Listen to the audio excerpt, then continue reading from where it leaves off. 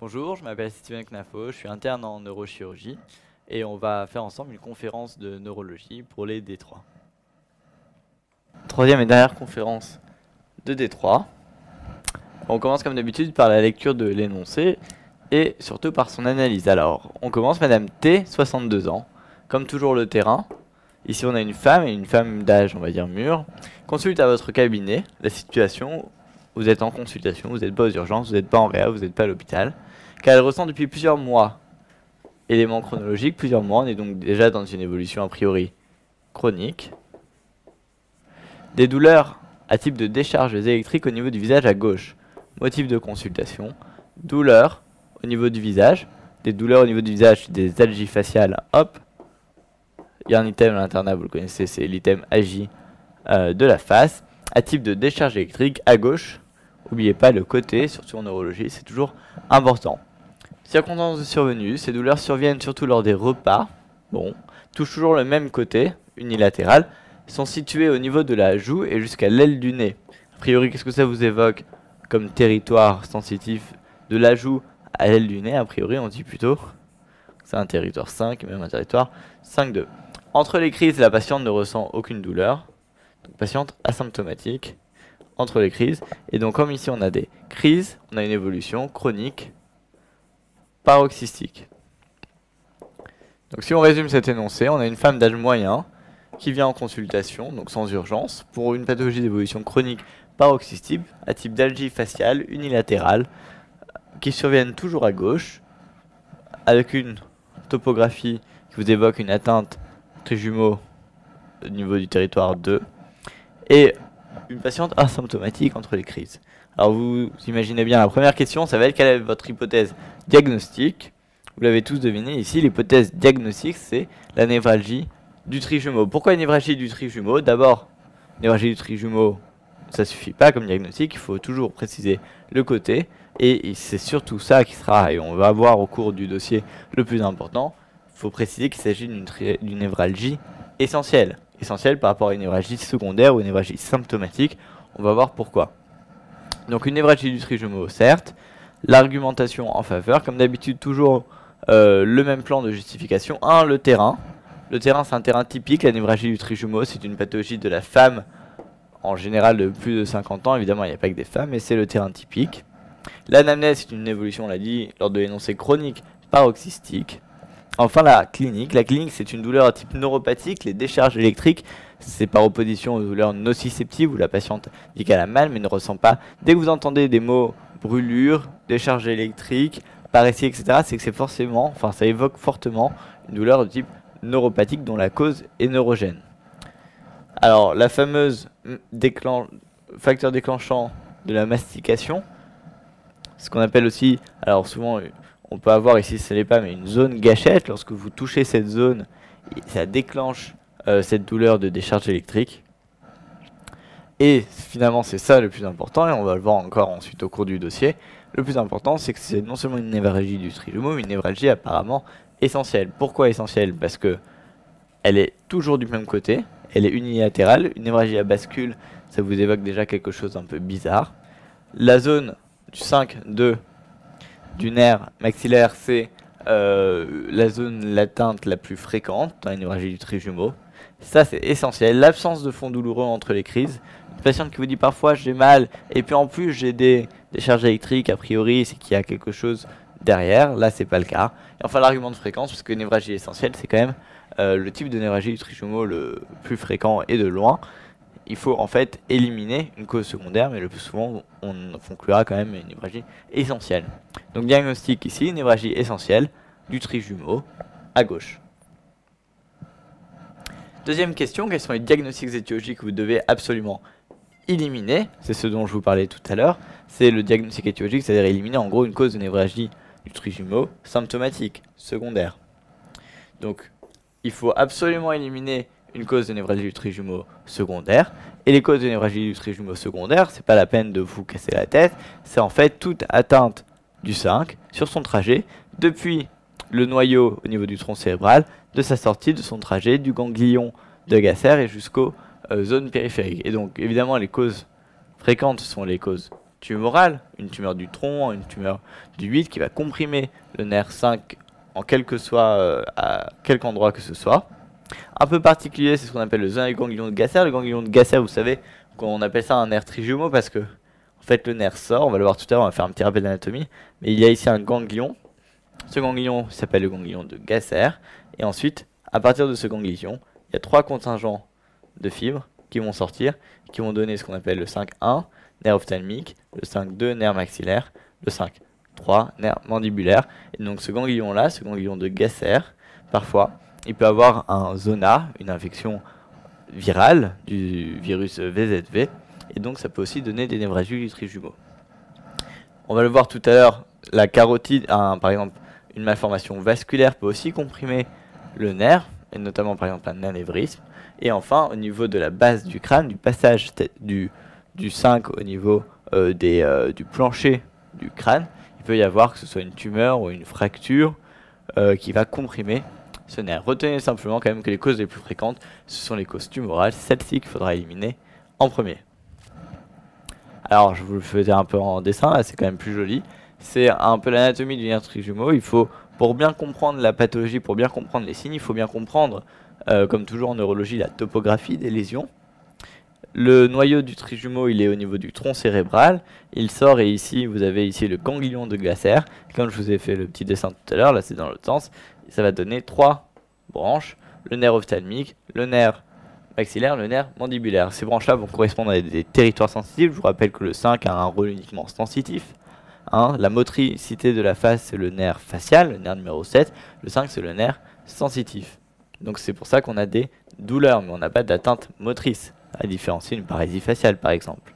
Et donc les douleurs, on va avoir soit des douleurs au niveau donc, du territoire dit 5-1, du nerf ophtalmique. Donc en gros, c'est le front plus un peu l'aile, enfin l'arête du nez.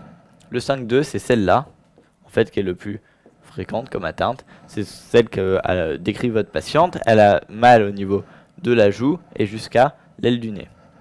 Et 5-3, c'est plus rare. C'est plus bas, en gros, jusqu'au menton. Voilà, c'est le nerf mandibulaire.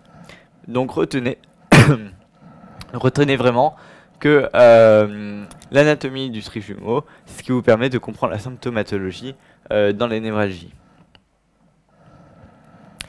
On enchaîne avec la troisième question, les signes que vous devez rechercher pour conforter votre hypothèse étiologique principale.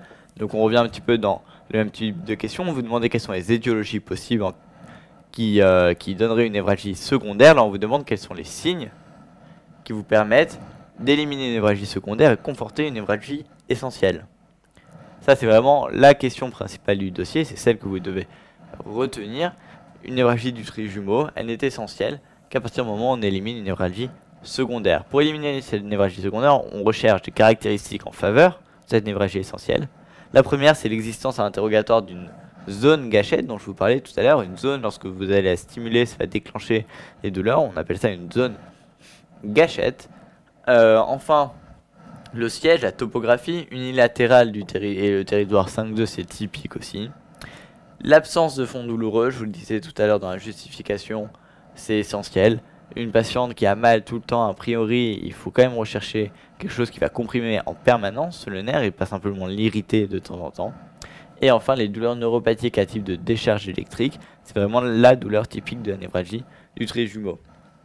Et à l'examen physique, les signes essentiels, ça c'est important, c'est en fait l'absence donc de signes en faveur d'une névralgie secondaire.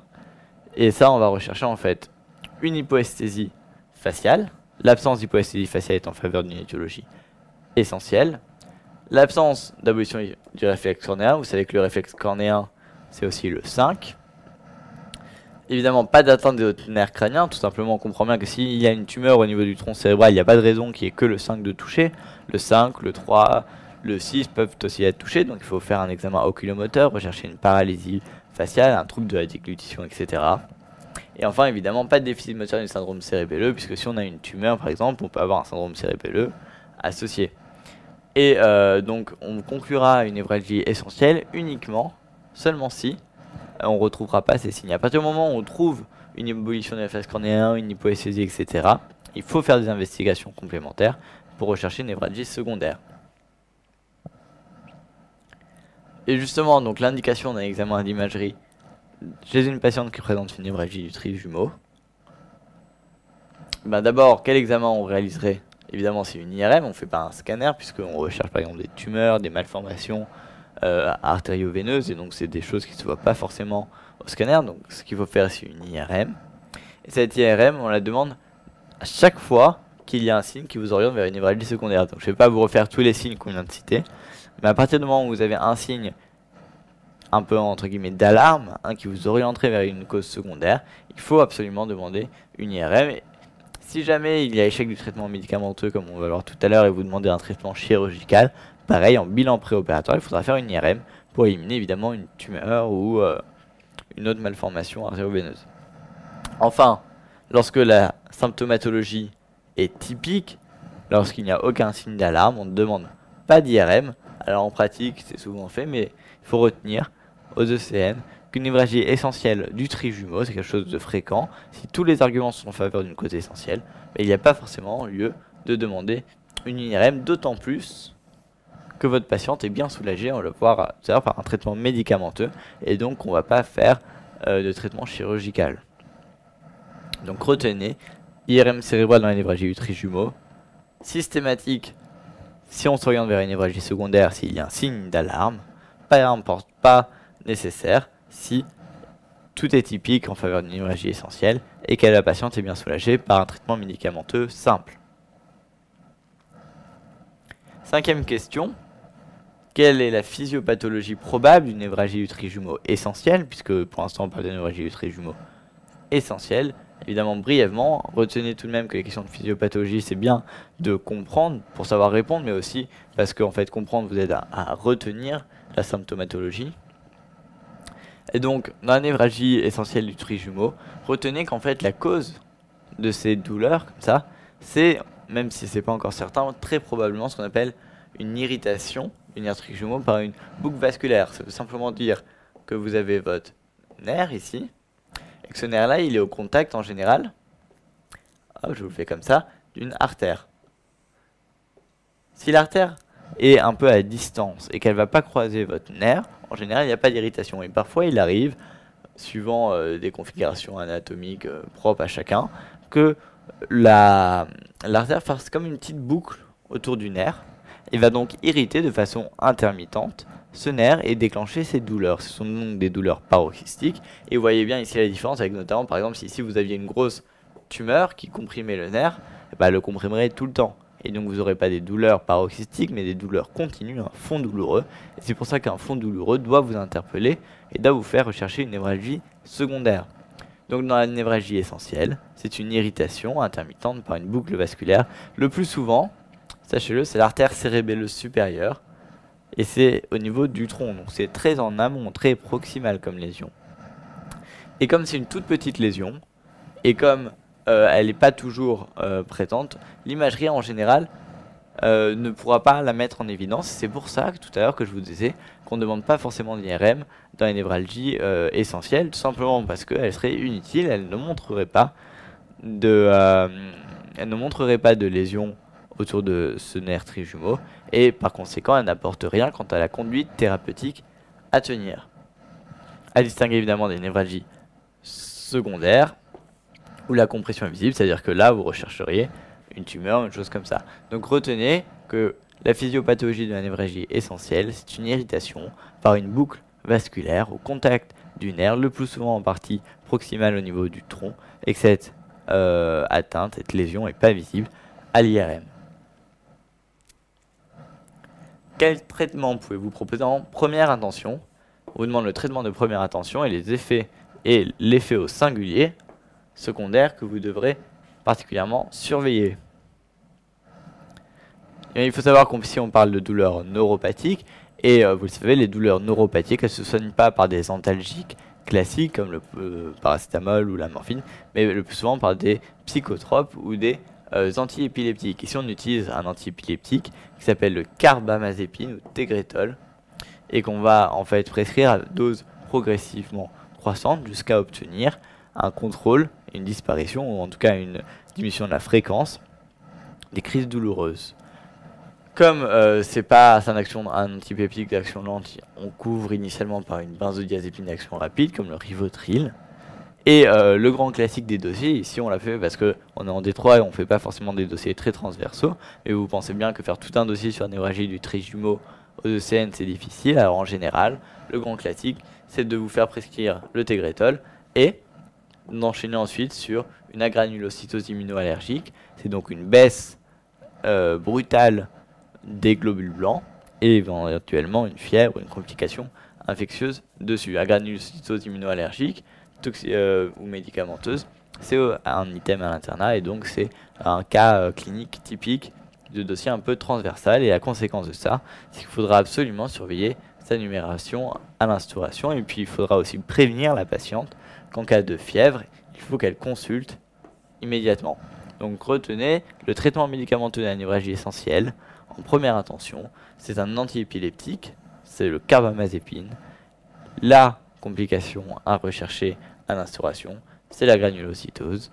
Et si votre patient revient dans la fin de votre dossier avec une fièvre, etc., faites-lui une NFS en urgence, faites un bilan infectieux, démarrez l'antibiothérapie probabiliste. C'est ce qu'on attend de vous. Question 7. En cas d'échec à l'alternative thérapeutique, et là il y a un S entre parenthèses, proposerez-vous quel sera alors le principal risque? Vous informerez la patiente. Vous voyez, ici on est vraiment dans une démarche information, risque, effet secondaire.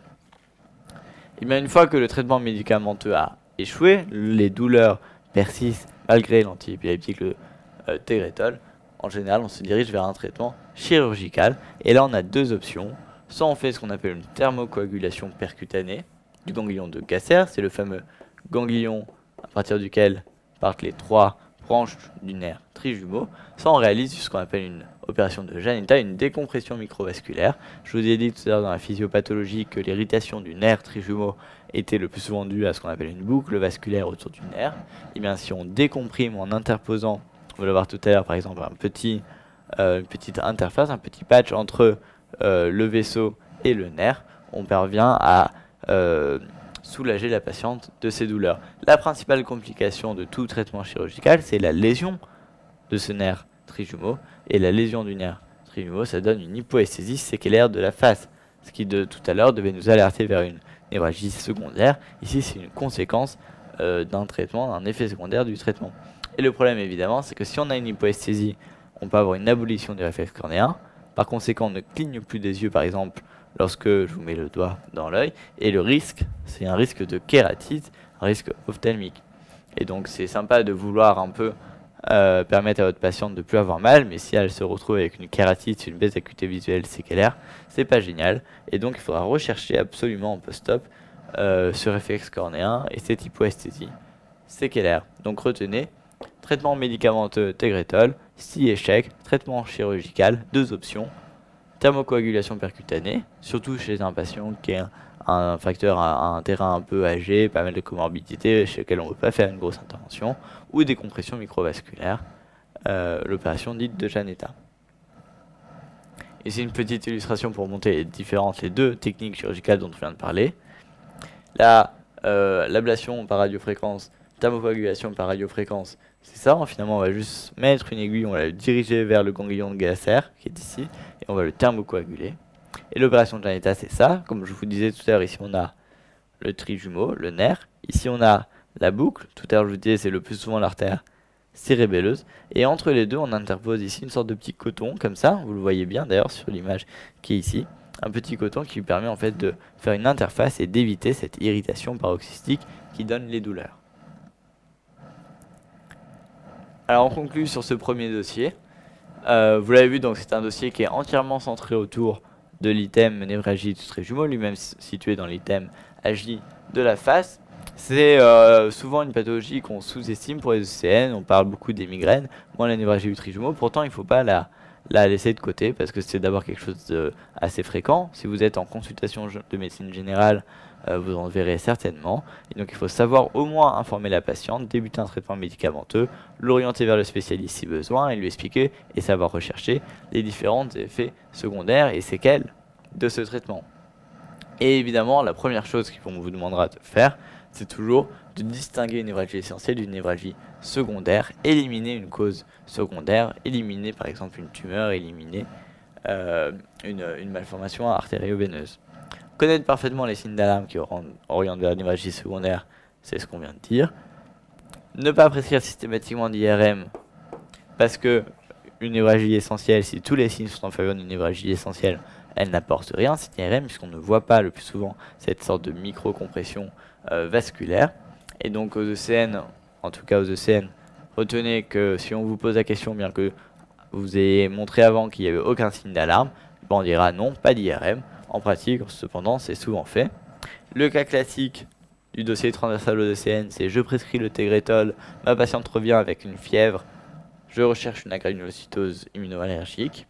Et enfin, connaître au moins les principes, évidemment, on ne vous demandera pas en détail les voies d'abord et les différents trucs, mais connaître qu'en gros, il y a deux options chirurgicales lorsque le traitement médical a échoué. C'est 1, la décompression microvasculaire, ce qu'on appelle l'opération de Janetar. 2, la thermocoagulation du ganglion de Gasser.